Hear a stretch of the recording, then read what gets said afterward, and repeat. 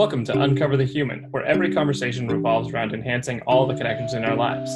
Whether that's with our families, co-workers, or even ourselves. When we can be our authentic selves, magic happens. This is Cristina Amigoni. And this is Alex Colomore. Let's dive in.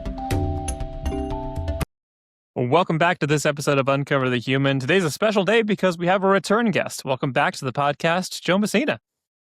Happy to be here. I've never been invited twice to go on vacation with anybody, let alone on a podcast. So thank you for Same level of special as going to a beach. Slightly wilder ride to be on the podcast. Less known destination. I like how we matched glasses for anybody watching on YouTube. Yeah. It's like we got everybody got the memo. We're the same type of glasses, same color. Glasses, collars, and mugs. That's what we all decided on subconsciously. Yes, it's the mugs. It's the mugs. So, Joe, for anybody who doesn't remember your first episode, can you give us a little background on who you are and how you found us? Sure. I'm an enterprise technology leader. Been doing this for 20 plus years. Transformations in complex environments is usually where I end up. Kind of step into if your IT environment's legacy, fragmented, you have an operating model that you don't like, and you need IT to be integrated in like a service-oriented function, stabilize it, check out the risk, and then modernize in a way that makes sense is kind of where I've spent the last few gigs in my career.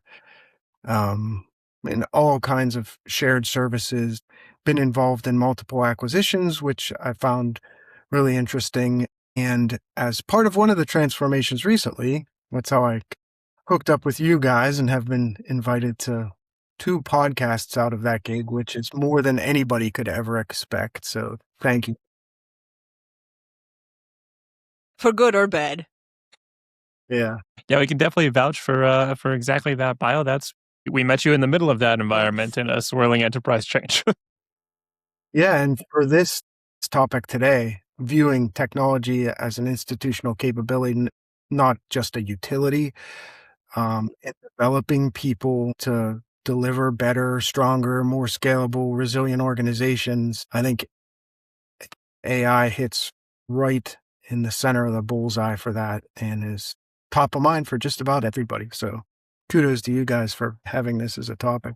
Yeah. I mean, we started almost a year ago talking about this with, I think Chuck was on a year ago talking about it, and then again a few weeks ago talking about it, and we're still talking about it. It's not going away. Things are changing all the time, and things are accelerating. Yeah, and it's not going away. And I kind of get the feeling that we've seen this before. Yes. You know, with cloud, we kind of did the same thing and asked, how do we adopt this? Not what problem are we solving or how do we do something better? So I think we're at risk of repeating the same mistake in some ways. And also the stakes are higher because, with the cloud migration, it was mostly around discomfort with change and upskilling and delivery of services happening differently. This has a lot more to do with fundamental business model and people at the core of your organization. So I think as leaders, we need to think this through now. Yes. Yeah. I mean, ideally, they perhaps should have thought of it first, but here we are. We are now in the middle of having jumped the gun. So now let's think about it. Sure. Yes. Yeah. It's a great opportunity, though, for us to learn, It is. Looking at our people and business outcomes, how do we enhance that with AI? So recap from you guys, you've been at this for a year. You've talked to multiple perspectives. What are you seeing out there and what are your insights and reactions? I would say that it's the same theme, and it could be that we gravitate towards the same guests or the guests that have the same narrative. But along the lines of what you said, it's really about not just how do we adopt these new things, but how do we actually, that's, ultimately the goal is how do we adopt this new tool, this new way of doing things. But that's an afterthought. That's almost like a success measure. It's like we have not adopted, figure out, unpack the problems. But the beginning of the journey, it's like, what problem are we trying to solve? And how does this new tool, new technology, new way of doing things help us get there? And a lot of the conversations that we've had is how it's happened in reversed, and how way too often the what are we trying to solve is completely missed because there's this just rush to just use AI, use the technology, lay off 30,000 people. Just random example from recent history. Cough, Salesforce, cough. Exactly. Oracle. And it's, because we need all that money to be invested in the technology. And there's so many holes in that logic. And the fundamental one is, what problem are we trying to solve? And how is this new way of doing things and new technology going to get us there faster, better, bigger, in more of service, in cleaner ways, in more ethical ways, as opposed to just rush, get rid of the humans. Same humans are going to buy your products. So you may not want to eliminate them from the economy, just saying. But, and success. And like, isn't success though? I think that there's so much fear out there of becoming the next Kodak or Blockbuster, where this is the next digital wave. If we miss it, we're going to get washed out and washed under. And so there's this rush to grab and be a part of it. But it's exactly those questions you asked at the end there, Cristina, that people didn't ask in the beginning. It just immediately jumps to like, oh, we can replace people now. And then a bunch of companies did. And then people got panicked that they weren't replacing people fast enough. Meanwhile, the people all suddenly got the hint that like, oh, if we work on this and if we implement this, this is the fast track to the exit for us. And so like, it's a moment of a lot of fear. I like that. The cloud migration is a great example and a great metaphor. We jumped into cloud, and there was more a move of where things live, and you had to just kind of move your technology into the cloud and how you interact with the cloud. But that with AI, it's now like, how do you replace some of the people rather than just some of your infrastructure? It's not moving a server from the closet to some data center. It's moving thoughts from your people to a bot. And so there's this uncertainty of how they're doing that, and there's overconfidence in what it can deliver. And we're seeing a lot of people who jumped in, tried a lot of things, aren't necessarily getting returns, and adoption is like the metric that they all tried for that means very little when they haven't planned how it's supposed to even help them. Yeah, I would agree with everything that you said. And the parallel with cloud also is when adoption is your measure and then it doesn't deliver what it's supposed to, then you're reversing your direction in a year. And we saw some of that. We saw, like any technology tool, it should enhance the business outcome and the people, not erode them with like job loss and increased costs, wasted money. And if you anchor on that, enhancing the business outcome and the people before you step into something, then you're not in the position of a lot of cloud migrations where there's all this activity, but no real intent on what you were supposed to deliver. More cost effective? Is it, more scalable? Is it more secure? And if you don't do it right, or you don't do it thoughtfully, then that shift to the cloud doesn't deliver those things. And I think we're in danger of making the same kind of mistakes in the sense that the cloud technology didn't necessarily fail. The movement without a strategy's failed, Yes. And I think that is the thing that we're observing now. Yeah. I'm going to stitch that into a throw pillow. I think that's exactly what happens. Wallpapers, billboards in Times Square. Yeah, I've seen everywhere. Airplanes plastered. This is the series Skyride of that one over the next page. Yeah, there's a series of throw pillow insignias I can start to see. Yes. Use Maybe that's our next business. AI should be. Don't forget the strategy with an extra turn. Yes. AI in the service of humans, not the other way around. Yeah. Use the tool, or you end up looking like a tool. That's it. Now that's it. That is everybody's Christmas gift right there. Throw pillows, throw blankets, sheets. I'm going to put that capes. as a sticker on the back of my laptop. Exactly. That's great. But Laptop covers. not to minimize what a massive change it is, really, right? And one of the things you have talked here on this podcast many times about is authenticity. So I can't stop thinking about going back to like season 3 and listening to some of those, because we're seeing so much of that come into play right now. There's hackers using AI to hack into systems, and the SOCs are defending our systems using AI. There's everybody who's applying for a job is tweaking their resume and cover letters with ChatGPT, and there's some AI agent on the end with the talent and acquisition people weeding you out automatically. So it's a game changer in so many ways. And I was just reading in a paper this morning that people like over 50 are just dropping out of the job market and retiring rather than go through the massive change in mindset that's necessary to adjust to this. So I think that's a good part to dig in. How, as leaders, do we lean into this and use it effectively to make our business outcomes and our people better? Well, on the people part, I mean, it's my current, one of the many current soapboxes, but it's definitely growing into my biggest soapbox right now, is that I'm not an economics major. I'm a philosophy major, and I did get an MBA. So I was forced to take some finance and accounting and economic knowledge at some point. But from a very basic point of view, it doesn't make any sense to eliminate the humans from the equations. It doesn't make any sense to see hundreds of thousands of people getting laid off. It doesn't make any sense to do all these things where, even in the job market, applying for jobs where it's now, bot versus bot. It's almost like you're in, a sci-fi future movie and it's just robots, fighting each other. When all of this, any company and any business and anything that we do is ultimately for humans. I mean, who else is it for? It's not going to be for the bots. So it's going to have to be for humans. But if the humans economically are now struggling with just like disposable income or just income to even survive, who's going to buy your services and your products? Why would you lay people off, which then can actually help you to participate in the economy? And I saw this very short clip from an economist explaining how the economy is going to collapse at this rate because of all these economic factors. And of course it is. And again, I don't have to be an economic major to know that. Of course it's going to collapse, because nothing that you're doing as a company after you laid off 30,000 people is going to matter if people can actually buy it. Yeah.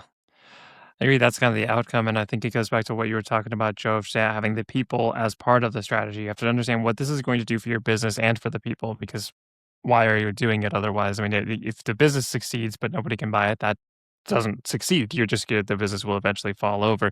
If the business succeeds and you have no people, you can run out of support. You can do things like Salesforce has started to admit, like, oh, we shouldn't have just laid off 4,000 people because AI wasn't ready to do this, and it's hurt a lot of trust, and that's just outside the company. I can only imagine what morale is like inside the company when 4,000 of your colleagues disappear. So all of those human factors of what's the morale going to be, how are people going to take this, and what are you even trying to accomplish, I think are the first things leaders have to ask. Because there are things that AI can absolutely help with. It can actually speed up lots of tasks. It can do plenty of things now, and it's getting better at the tasks that it has been assigned.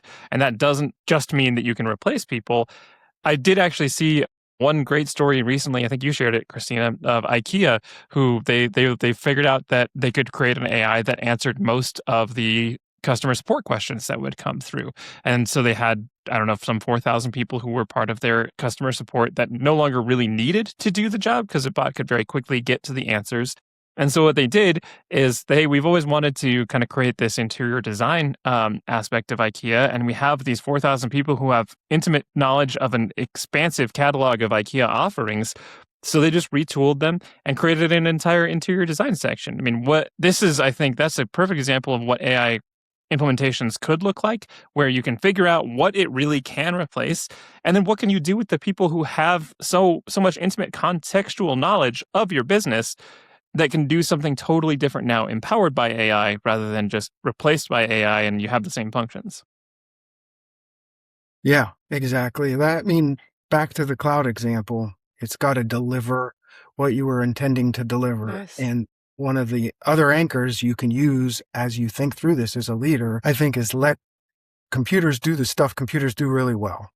And humans do the stuff humans do really well. We need clarity on what those things are and the courage as a leader not to jump on the bandwagon and say, I implemented AI and adoption is my metric, but the courage to lead through that, because we tend to, I think, because of the way some of the bots are presented, we tend to like think they're thinking and they have a personality and we're supplanting them as a human. Technically, how they work, it's not the same as the human brain, right?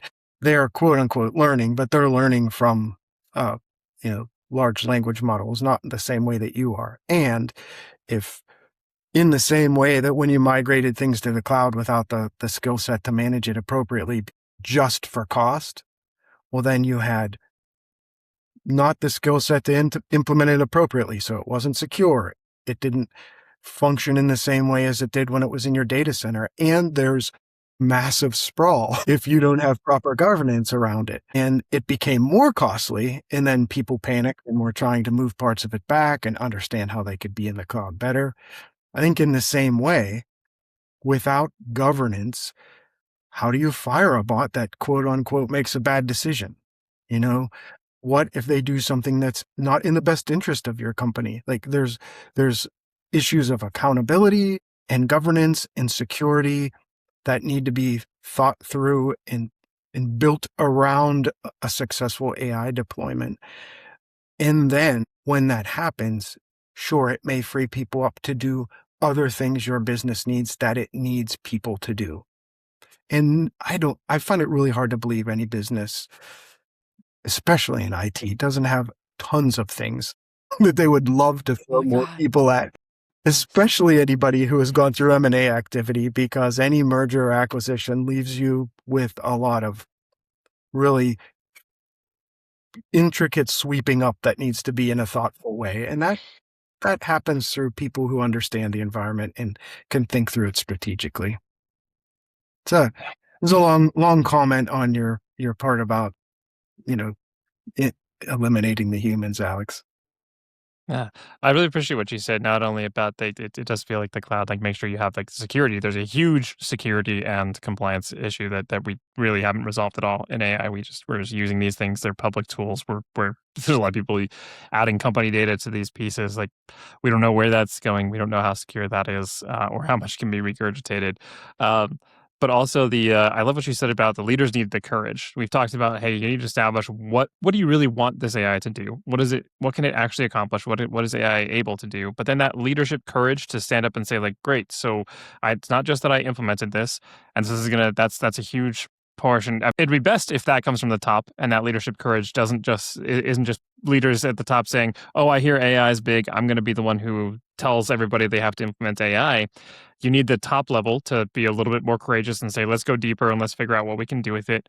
And I'm sorry to put this on the middle layers that already are squeezed in so many ways, but the middle layers have to have the courage to be like, what are we really trying to accomplish here? Can you please help me understand the why? And that's not easy to do, especially in a lot of companies that have created pretty rigid hierarchies and reduced the ability to ask questions of what the goal is, but that does take a good amount of courage, and I think that's a great word for one of the huge parts that's needed during this AI transformation.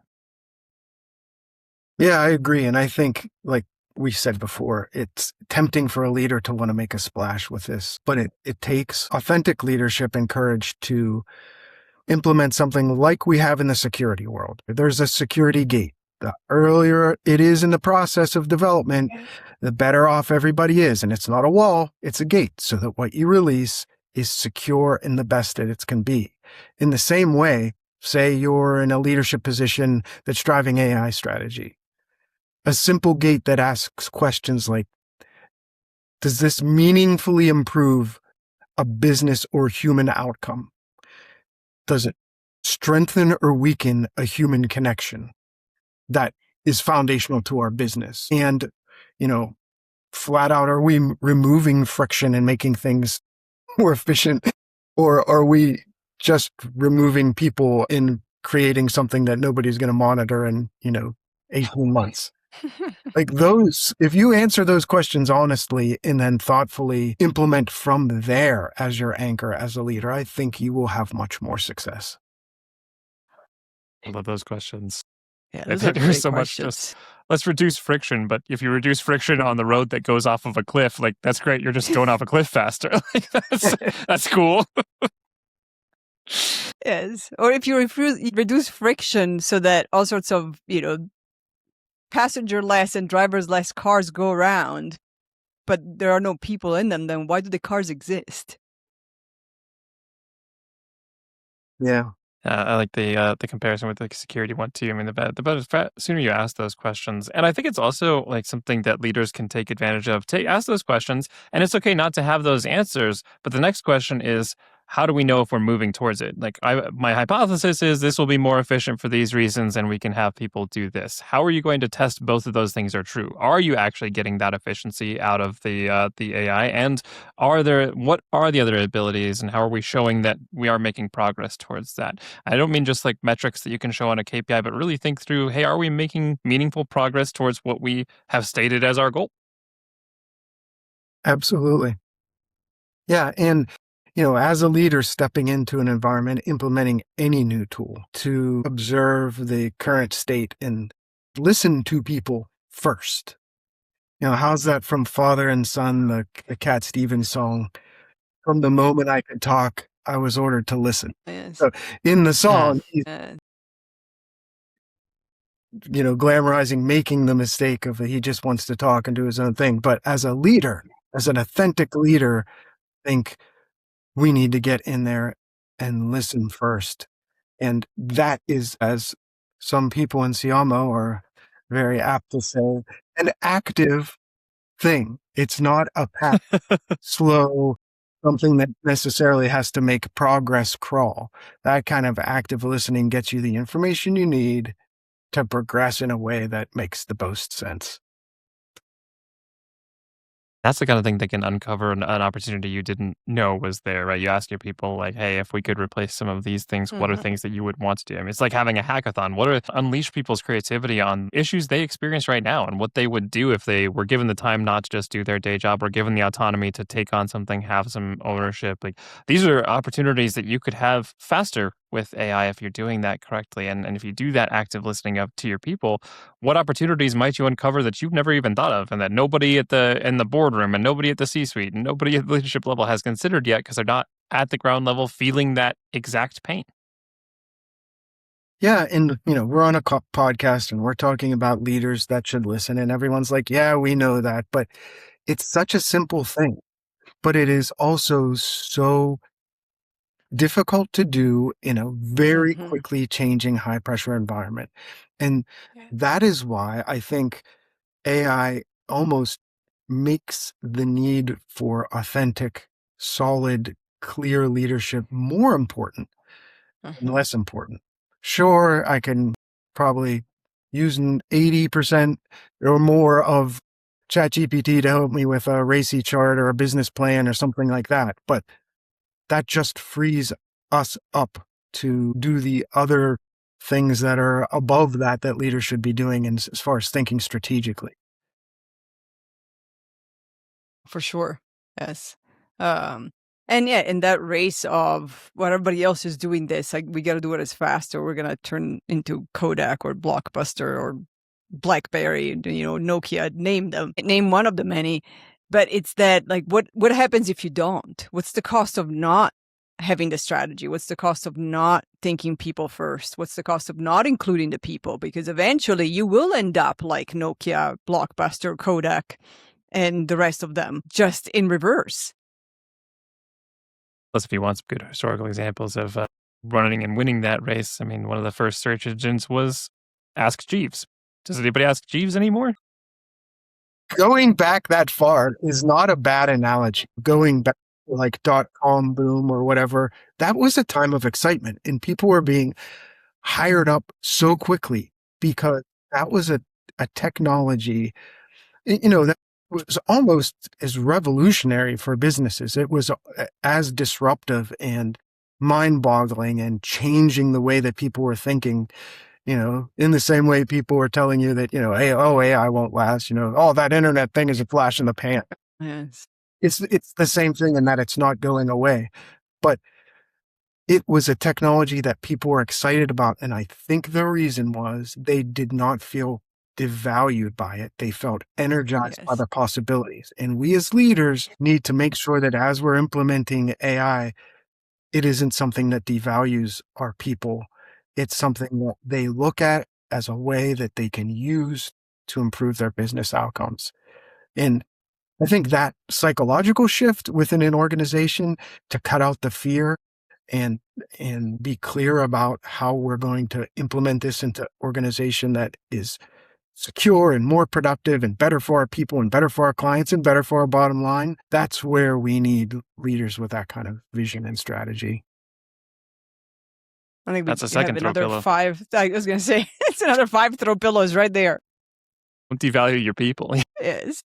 So one thing I'd love to get both of your perspectives on, we've talked about like there's this feeling of this anxiety and this rush, and we got to get there. How would you as leaders say, hey, let's pump the brakes on this? Or how would you approach something that feels like and can give this external rush, but at least to my perspective, it doesn't seem like that is actually paying any dividends to feel that rush. How do you help yourself and your people not get overwhelmed or get overtaken by the hype? I think, use trite words, but confidence and clarity about what you're trying to do. As a leader, coming out and saying, we got to be careful about this is probably not the right thing. Like, we've got to be pro AI in the sense that we are pro a new technology that can help us. Let's figure out exactly where it can help us and do it smartly. Set up boundaries about how we're going to use it. Be very honest about the auxiliary implications or, ethical problems that might come up for your business. Small example that I was just seeing again in the paper today is you're starting to see ads from companies like Aerie certifying that no human was modified with AI in the presentation of this ad. And to me, that reveals on the part of the consumer, at least, a thirst for authenticity in a world where you don't know what you can trust. To see that a company is putting that out as a market differentiator tells me that as a company, we need to have a very broad view and be very clear about how this fits into our organization and our image and our final product, right? So to answer, Yeah, I wonder how much. Go ahead. to answer your question, which I really didn't do, You did. where Yeah, you did. it Yes. can make people and outcomes better, we can lead the systems there, then we're absolutely pro AI. Be confidence and authenticity. Absolutely. Well, and I think from a human perspective, because again, assuming all of this is done for humans, because without the humans, I don't know why. It's an Any of this increasingly would- big assumption, but okay. Well, eventually it's going to have to be done for humans, because without the humans, there's no point in any of this. It's all going to collapse. But it is interesting to see. I wonder when the tipping point of there's so much technology, AI bot, customer service replacement, even on the phone, that it's going to swing back to this just primordial need for human connection. And people are, I just read yesterday actually that malls are coming back after crisis of malls through pandemic and even before because of online shopping. Now, I guess Gen Z is like, no, I actually want to try things on and buy them after I try, like immediately as I see them. I don't want to have to wait in the mail and then go through all of that. So I wonder how much, something like that is happening, how much all this having AI bots doing so much of replacing so much of the human connection is going to swing back to like, now I'm only going to deal with this company if I'm guaranteed to talk to a human. And I'm going to start eliminating all the companies that don't even get me to a human interacting with me.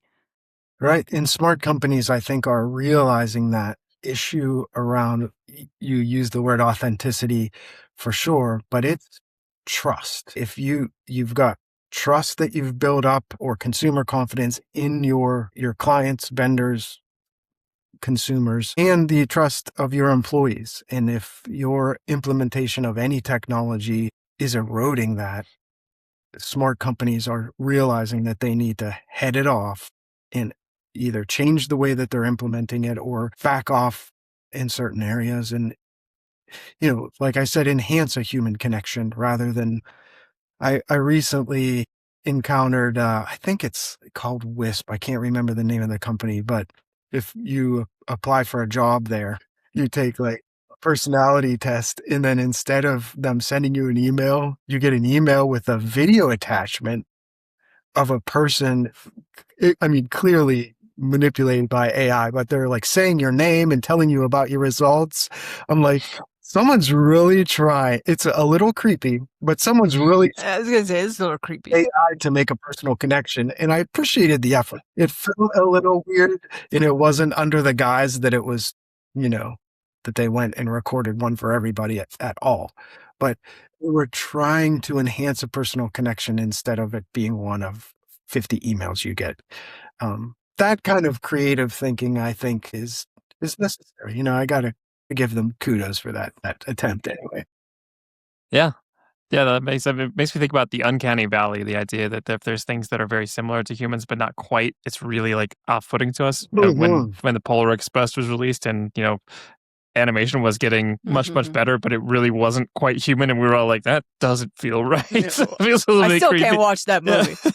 Yeah, that's but that feels like maybe where companies end up landing, and it's where if we want to make the progress, we're gonna have to get through that valley. But there is going to be, I think, a lot of time where there's going to be those uncanny experiences like that, where it's clearly like you don't know my name, you sent that too quickly, you didn't have time to produce a video to give me my results.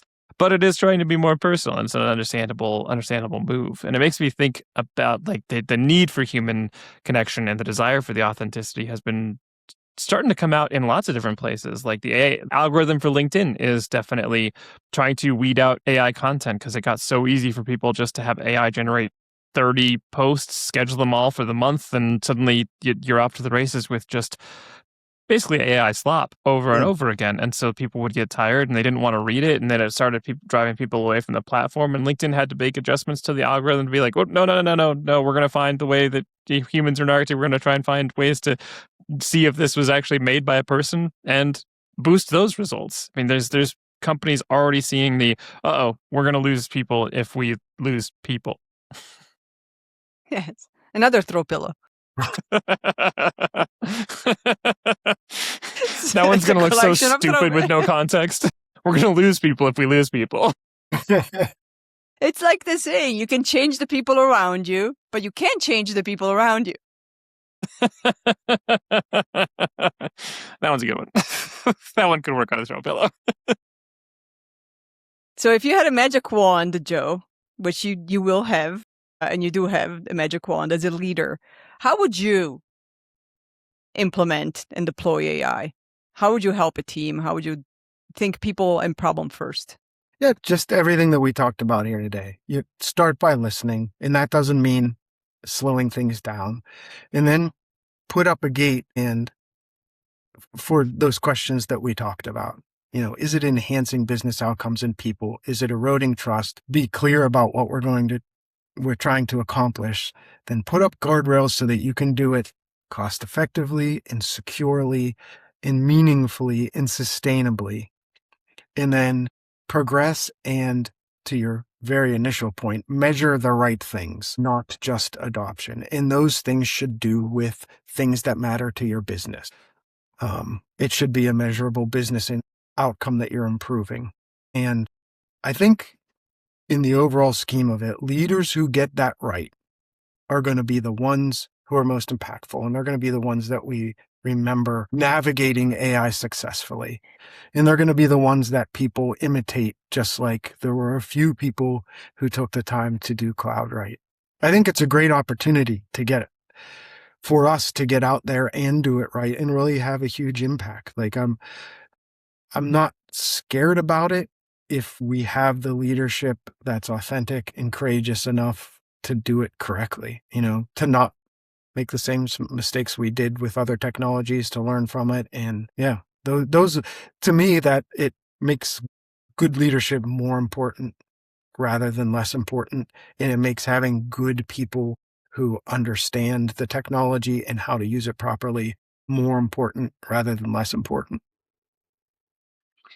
Yeah, that obviously makes sense. And I think that's one thing that we see over and over again is people not establishing the why up front, which takes a lot of listening because it's not just going away and putting yourself in a sweat lodge and then coming back with a beautiful vision for your company. It's figuring out what people really need, what people are able to deliver, what currently exists, and what you believe should be the right move in the future, getting people on board with that.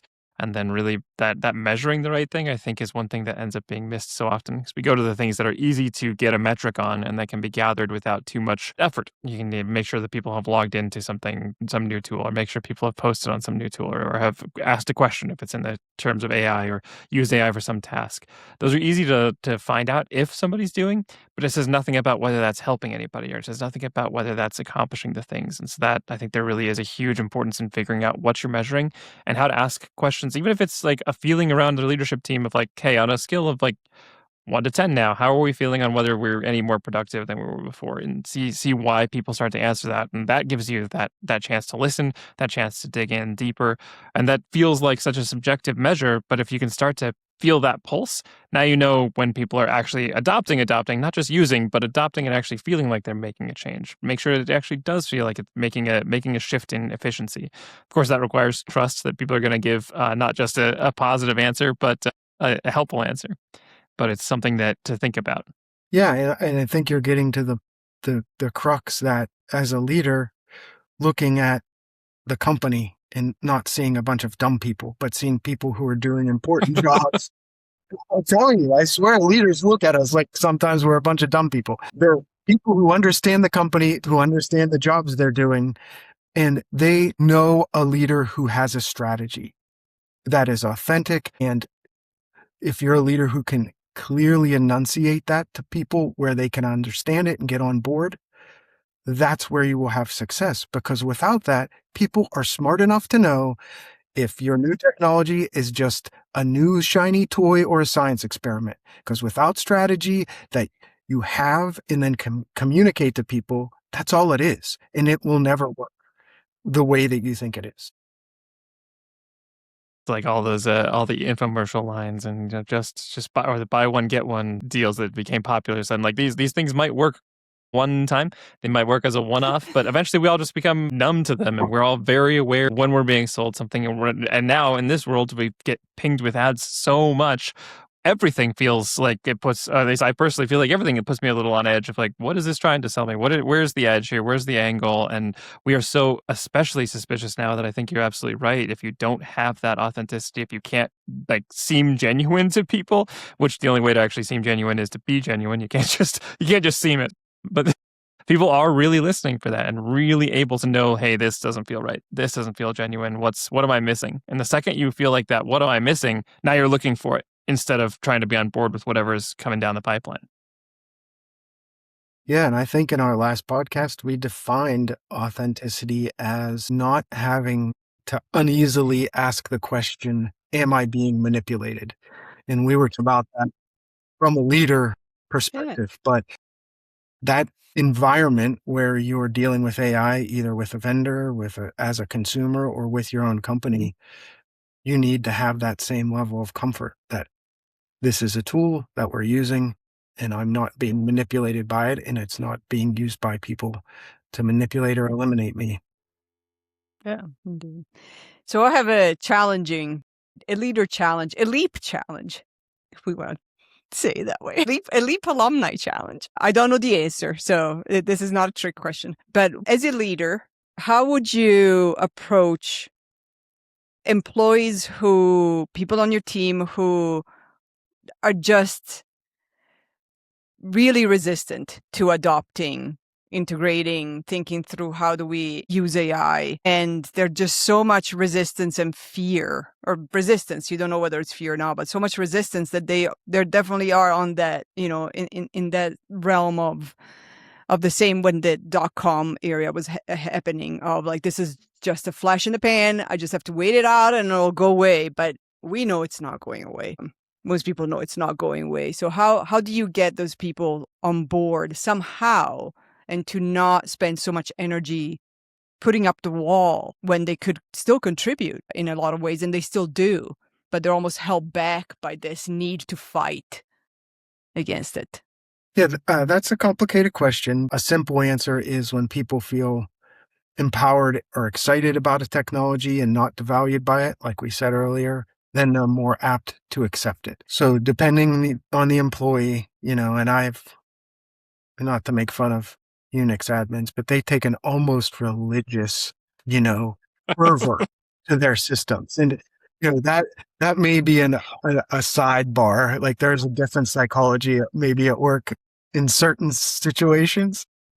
But I think if there are different approaches you'll take to people depending on the function. If the first thing you can do after you clearly, as a leadership team, now, if you are a single leader with a strategy that makes sense, and then senior leadership changes it every 12 or 18 months, you've got to be in an environment where you can either insulate people from that or as a leadership team, get on the same page. And once you have that strategy and can clearly enunciate it to people where they understand that their work life will be enhanced, and that may be starting with, look at what we can do to make this horrible task that you do better. Tell me 5 other ways where this might apply to your job, where you can do those other things that you never have time to do, right? That's one tactic, just manager to employee, that I would like to see people take. But generally, having a strategy that makes sense, that is foundationally based on business outcomes and people, and when employees start to see the fruition of that and see the fruits of it, that speaks almost louder than, just what the leader is saying. Then that increases the trust that they have in the organization, the strategy, and the leader. And I think those were the people we were talking about who are going to be successful with this. That's a great answer. I think that's a good virtuous cycle to be part of. And I think that really, you've established that genuine why, that this is going to help. This isn't going to be a devaluing of people. That's definitely the first step. Like, this is our intention is this, and this is how we're going to do it. And if you're not genuine about it, people will see through that. But if you're genuinely there and people have something they can get behind, that's a great start. I think beyond that, like, there's going to be individual reasons that people are resisting, and getting really curious about, hey, what's driving this? What are you particularly worried about? What's the worst case scenario that you think is going to happen? And if it's just that, then you get to address it on a more personal level. And maybe it's, I'm going to get replaced. Like, okay, well, it's exactly back to what you said, Joe. Hey, what are 5 things that this could improve if we can get this one irritatingly tedious task off of you? And also figuring out that there are other ways to do things. Like we talk a lot about working genius on this podcast, and I do a lot of the WI, because that's where I live in my geniuses, or the kind of the initial generation phase. So I didn't love that AI was generally generating things at first. I was like, okay, well, but I like the putting things together portion coming from a blank page. And on the flip side, Christina does not like that. She likes to have something that's generated and be able to go and edit through it. And what I found out was that I could generate things and then use AI to evaluate them. I could have an AI bot come back and sharpen up a bunch of writing or a bunch of ideas and come up with, hey, here's some angles you might want to think about, or and suddenly I was being boosted because I was using it in a different way. And it was kind of on my end a misunderstanding of, oh, this is only generation. And then when I realized, oh, I can use this to take off some of the things that I don't like doing. And it's not just a generation thing, or a generative thing. It can do some other things that would help me just improve my own work. Suddenly I could use that in a different way. And so finding out how it plugs into people's frustrations might be a great place to start too.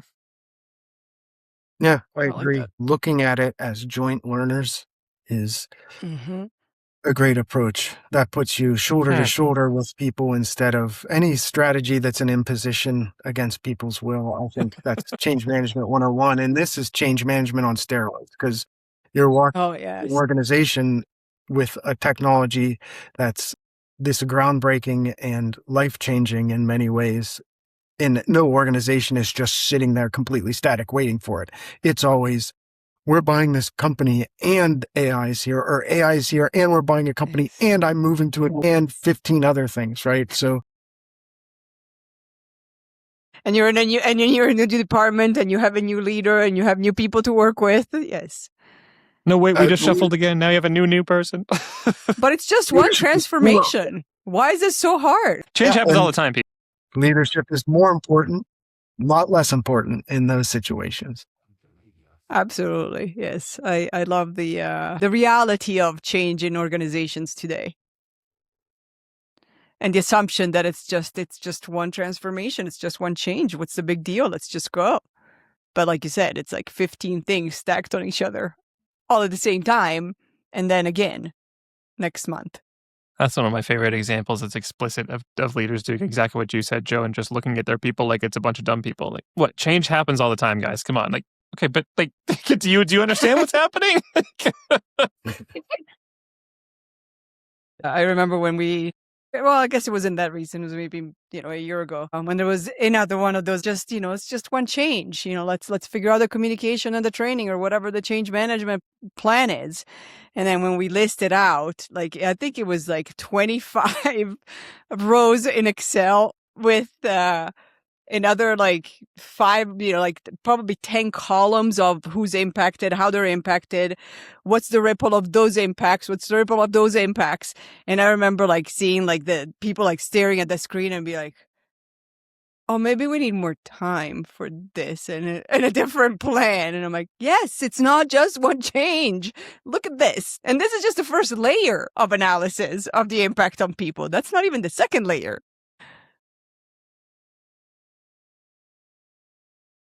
Did we lose? Yep. No, we got you. It's a wild world out there, and there is so much change. I think you're right. AI is just like one of many things going on, and it feels like the biggest one because it's currently one of the bigger black boxes, but it is one of just a wave of change that people are experiencing. But the opportunity is huge. And that's why it's fun, because to do this right, the impact on the business and the people for good should be energizing for any leader who really wants to tackle it, and fun. I love that. That's a great reminder that there is an opportunity and that it doesn't have to be scary. It can actually be really fun because there's something novel that we can do. We can change some things, and it's not always a bad thing. It doesn't have to be change done to you. You can do some change. So, Joe, you did a great job at bringing your definition of authenticity from our first podcast, which is, I think I'm going to butcher it, but can you ask questions without wondering how you're being manipulated? So what's your definition of authenticity today? I think in context of AI, in our discussion today, it's being yourself as a leader that people can see and trust and understand. And even if it's not agree with, it's trust and understand, and for lack of a better word, to follow to success. And as you prove that over time with results and dedication to business outcomes and people, that's flexing that courage and the clarity of communicating your strategy, that makes you an authentic leader. I like that. And where can people find you? Find me on LinkedIn. You can find me over email. You can find me Throw pillows. running around the park.